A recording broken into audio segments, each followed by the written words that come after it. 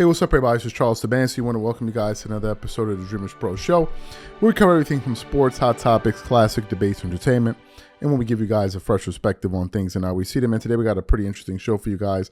And but before we get into it, please make sure you like the video and subscribe to the channel. Now, today we're going to be talking about that damn James Harden, man. That damn James Harden. I mean, where do we even begin with James Harden? Where do we even begin? James Harden is like a really good Ben Simmons, one of the biggest time wasters in the entire NBA. We even have a video that we post from time to time, and it's featuring Joy Taylor, who's on the show Speak. At the time, Rick Bucher was on the show, Emmanuel Acha was on the show, and they were talking about James Harden. Everybody said their piece, and then it came time for her to talk. And they're like, what do you think about James Harden? And she goes, but we're like, he's not a serious person. And everybody started laughing. And that's exactly what James Harden has turned himself into. One of the biggest single laughing stocks in the entire NBA. I don't even follow the things that transpire in James Harden's career because it's so out of there. Like, it's so far gone that I don't even think it's something worth talking about. But today, I was following some sports shows, and I came across a segment from, from ESPN.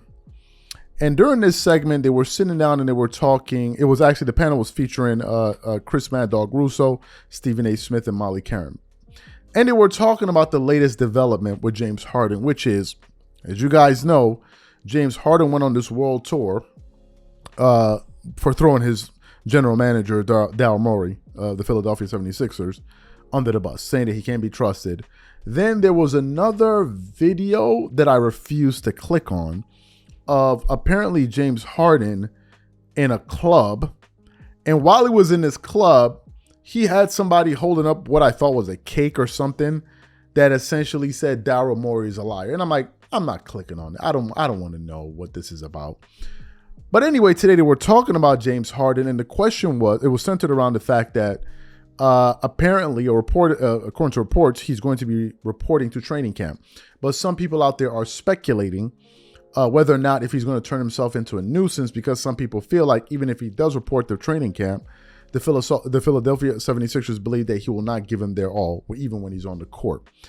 And when it came time for Stephen A. Smith and Chris Mad Dog Russo to discuss James Harden, they absolutely went off, especially Mad Dog Russo, who I 100% agree with everything that he said.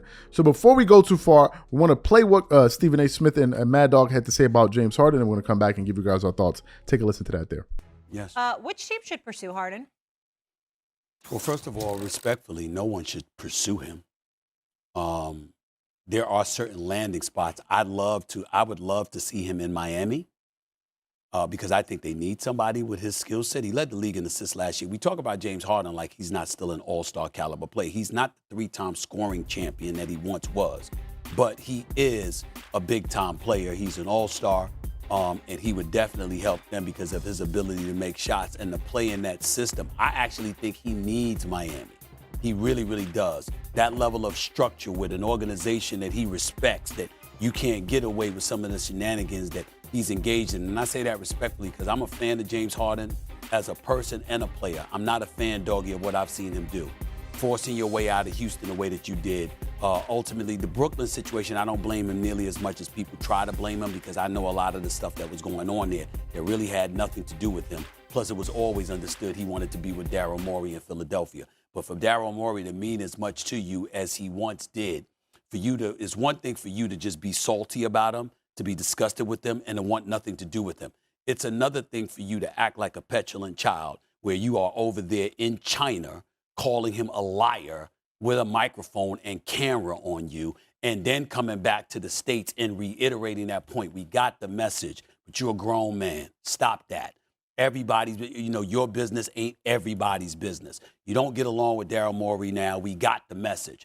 But Daryl Morey, and I'm not absolving Daryl Morey from anything, doggy, if he lied to James Harden and cost James Harden that money, he is wrong. and he should be made to answer for that to some degree. But let's also take into account Daryl Morey has done a hell of a lot of good things for James Harden. When he was in Houston for 9 years, Daryl Morey, I'm not sure Daryl Morey didn't personally give him pedicures and manicures. I'm not sure about that. That's how much he looked out for James Harden. Whatever James Harden wanted, James Harden got for 9 years. So for him to act this way now publicly, I'm not talking privately because privately that's their business, but publicly for him to act that way so bad and so immature, that's just wrong, and I'm not going to support that. But that doesn't take away from the fact that James Harden can ball. The Clippers and the Miami Heat stand out in my mind, even though I'm not so sure about the Clippers because Russell Westbrook is there. And Russell Westbrook, I think, is a perfect fit for the Clippers. He might have been maligned with his time with the Lakers. But with the Clippers, I think Russell Westbrook has done a hell of a job. And he should obviously not be interfered with in any way. But I would say Miami. James Harden could go to a lot of places, but somebody actually pursuing him because of Houston, Brooklyn, now Philadelphia, I can't justify anybody pursuing him. I'd be shocked if Pat Riley wants James Harden on his basketball team. I'm not implying that he does, because he won't. No way. No, he won't. And again, Morey has gone out of his way to kiss Harden's rear end. He structured his whole team around the way Harden plays. And I've said this to you before, and I've said it here, and I'm going to say it again. If you want James Harden on your basketball team, you're crazy. He is a killer. You're not winning with him. He's never played in the final. He doesn't play well in big games. He got himself out of Houston when he shouldn't have. He got himself out of Brooklyn. I don't know all the ins and outs as Steve does, but he spent half his time in Vegas instead of in Brooklyn in practices and all those things, and he was hurt. I can't stand the guy. No, they let him go to Vegas during an off day in the playoffs. Well, I mean, it's ridiculous. And he wanted to go. Yeah. I mean, how about sitting on the bench? How about sitting on the bench and rooting for your team? Right. I mean, my God, how does anybody want James Harden on their team? He's never won. His style of play is not conducive to a winning championship team because he pounds the ball, he pounds the ball, he pounds the ball, he pounds the ball. It drives you crazy, but don't laugh, with the way he plays the game. Morey's kissed his rear end, and now he's got Embiid sitting there. He's got the MVP of the league next to him, and he doesn't want to play with Embiid? Who do you want? He's never won a thing, Harden. How do you not want to play with Embiid, who's one of the best players in the league? You would think you'd want to play with Embiid. He's 35 years of age. Harden's not won a thing, never won a championship, and he's got the MVP that he wants out. I mean, that doesn't make any sense. And Pat Riley from Schenectady, New York, Pat Riley would freaking quit before he brought James Harden to South Beach. And if any team in the NBA wants Harden on their team, good luck. So you heard what they had to say there, right? You heard what they had to say there. Even Tracy McGrady, when he was asked to give his thoughts on James Harden, he's like, I don't understand what's wrong with James Harden. Like, what does he want now? James Harden has been unhappy literally everywhere he is gone. Everywhere. First, he started his career with the Oklahoma City Thunder with Kevin Durant and Russell Westbrook. He moved from Oklahoma. He went to Houston. He became this big scorer, had all these playoff runs. They never were able to make it over the top against the Golden State Warriors. And while all of that was happening, there was one disturbing report after the other. Like, for example, he would lose a big game in the playoffs, and then the next thing you see him partying in a strip club, which to me is a bit weird. How you're able to detach emotionally. Like, I just lose a big playoff game, and I'm going to the strip club. I don't even want to be around these people. Like, I don't want to see. But anyway, he'll do that. He plays out the time in Houston. Then eventually he starts getting disgruntled. What does he do? He stops playing well, and he forces a trade. He goes from the Houston Rockets to the Nets. He's there. Things are going all right. It's supposed to be, scary hours. But then things between Kyrie Irving and the organization started to fall apart. And I can understand him not wanting to be there because it was another messy situation.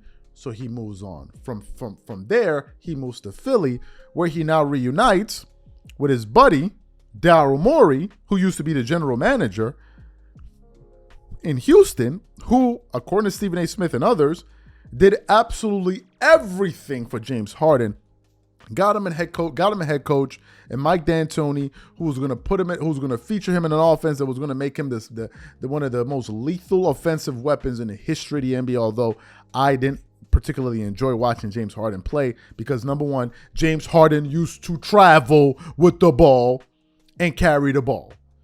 I've never seen a four-step side step that nobody used to call. I got tired of seeing this dribble, step back, 3-point, dribble, drive, layup, dribble, drive, lob. That got boring after a while for me. I just thought it was just like, it wasn't creative after a while, but some people loved it. I wasn't a big fan of it. But anyway, he gets to Philly. While he's in Philly, some people start questioning his weight, right? And his conditioning. Talking about James Harden isn't in the proper shape he isn't in shape to play basketball at a professional level in the NBA. Now, I'm not here making fun of anybody's weight because I know how hard it can be to lose weight. But the fundamental difference between us and a James Harden is that we're not getting in shape to play in the NBA. We're not getting paid millions of dollars to be in shape. James Harden is. So he was in Houston. He was in Philly. Things we thought were going well. Joel Embiid seemed to be re-energized. He was there with all of these guys. They go in, they have a playoff run, and of course, James Harden has one great game, and then he starts to disappear. And at the end of the summer, apparently he was promised some money, and now that he's not promised some money, he wants to leave.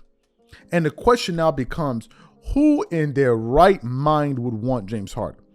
I've heard some reports out there of some people suggesting that possibly the Clippers are looking to go after James Harden. I do not know what in the hell the Clippers would want to do with James Harden. I just don't understand it. I don't understand why you want a guy like James Harden. Why would you want this guy on your team? Is he talented? Yes. But we're talking about the intangibles and all of the other things that come with a James Harden. Is he somebody that's really going to care if they start losing? Like, I'm just being real. Is James Harden going to be somebody that their blood is going to be boiling if the Clippers start dropping games, or is he just going to get to the point where he just tunes out and says, "Man, I can't be bothered." So I don't know why in the world the Clippers will want him. You heard what Chris Mad Dog had to say about Pat Riley. Pat Riley don't want no damn James Harden. It would not work. The Miami Heat run a tight regime.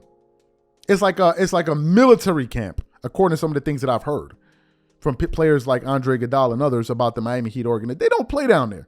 You think James Harden's going, and then you're going to take James Harden to Miami and expect this guy to be serious? None of this surprises me. Personally, I don't care. I've heard some people say, I think it was during an episode of All the Smoke podcast, it was Steven Jackson, Matt Barnes, I believe Paul Pierce was there, Kevin Garnett was there. And at one point they were like, are we sure James Harden is not playing his way out of the NBA? Are we sure James Harden is not playing himself out of the NBA? Well, if he continues to take these kind of steps, some teams are going to look at him and say, "Man, you're worth more. You're worth more trouble than what you're worth." To me personally, whether or not a team picks him up, I don't care. If they pick him up or they don't decide to pick him up, I don't care. I'm not following James Harden. I'm not interested in knowing what happens. All I hope is that the Clippers don't go after this dude.